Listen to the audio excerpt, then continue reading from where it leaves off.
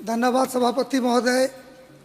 देश के प्रथम आदिवासी महिला राष्ट्रपति के अभिभाषण के अवसर पर मुझे बोलने दिया, इसके लिए बहुत बहुत धन्यवाद। और नए सदन में मैं पहली बार बोल रहा हूँ, इसमें नए सदन में महामहिम राष्ट्रपति जी के अभिभाषण के धन्यवाद प्रस्ताव पर मैं और मेरी पार्टी इसका समर्थन करते हैं।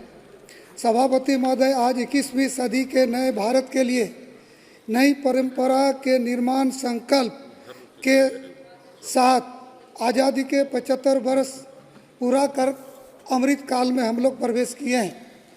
और माननीय प्रधानमंत्री जी, इन 10 वर्षों में भारत को एक नई ऊंचाई और अभूतपूर्व कार्य किए हैं।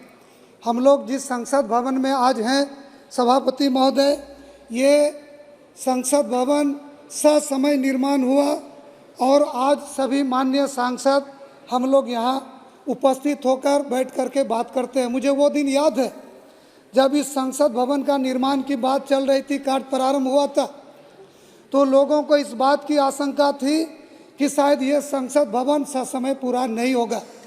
लेकिन हम धन्यवाद देते हैं आदरणीय नरेंद्र मोदी जी को और इनकी सरकार को कि ये ससमय पूरा हुआ।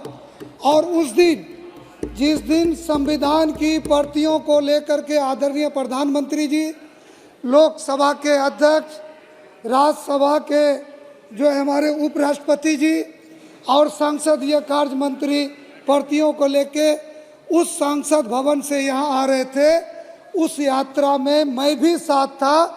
और हमको लगता है कि मेरे साथ साथ सभी सांसद गौरवान्वित होंगे कि 2019 के चुनाव में जीतने वाले सभी सांसद उस संसद भवन में, जिसमें संविधान सभा ने संविधान का निर्माण किया था, और उसके बाद हम लोग एक नए संसद भवन में और नई सदी का इतिहास गढ़ने के लिए यहाँ पर हम लोग उपस्थित हुए हैं और आज के आपके सामने में बात कर रहे हैं।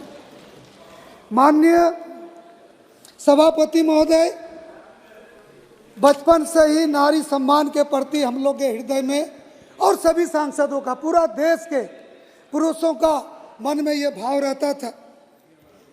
कई तरह के आंदोलन हुए लेकिन किसी ने इस पर ध्यान नहीं दिया।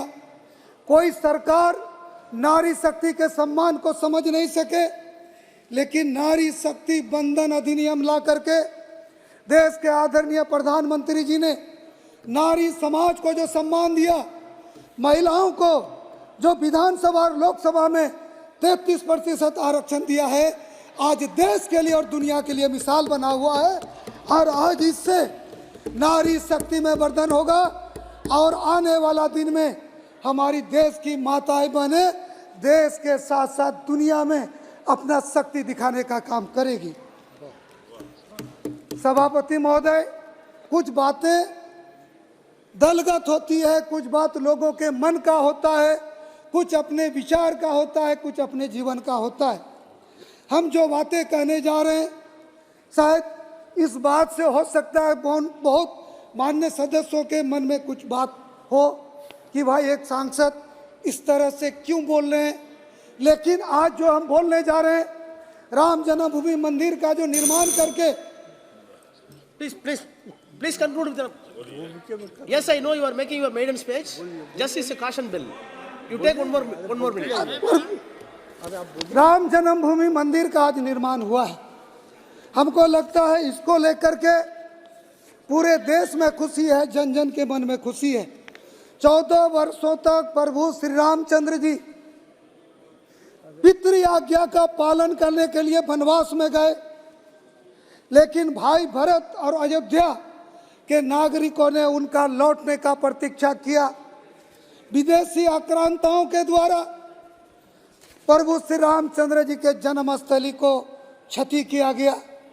500 वर्ष तक यह कृतज्ञ देश उसका इंतजार किया।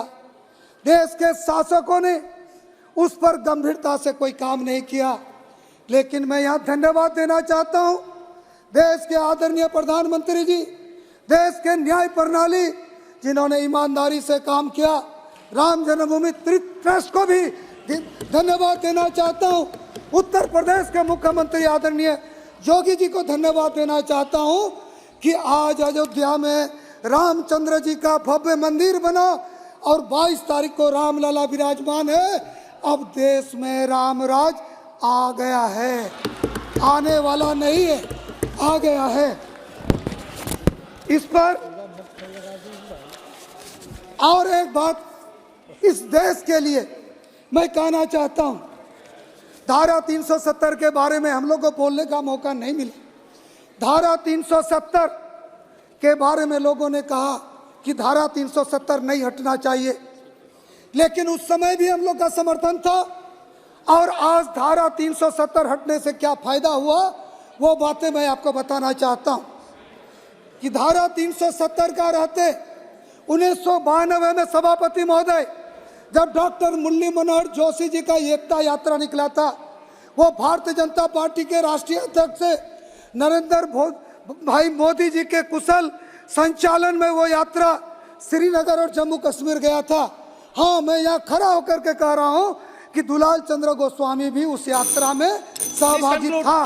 हम लोग गए थे, अपना ही देश, अपना ही राष्ट्र, लेकिन उस समय श्रीनगर के लाल चौक में झंडा फहराने के लिए इस देश के लोगों को संघर्ष करना पड़ता था।